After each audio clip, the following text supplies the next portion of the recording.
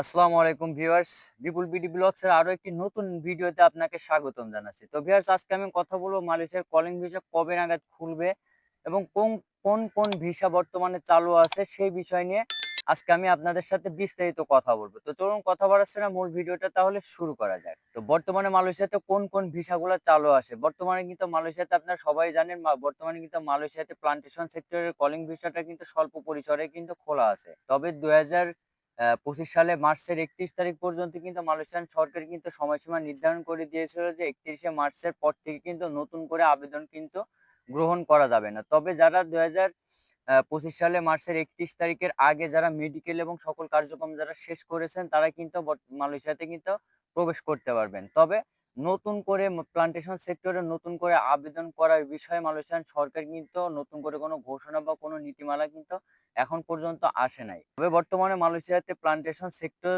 বাদে অন্যান্য সেক্টরগুলো যেগুলো আছে, যে construction sector, service sector, company visa এবং অন্যান্য যেসব ভিসাগুলো আছে সেগুলা কিন্তু বর্তমানে কিন্তু বন্ধ আছে। এইগুলা কিন্তু বর্তমানে কিন্তু খোলা নাই।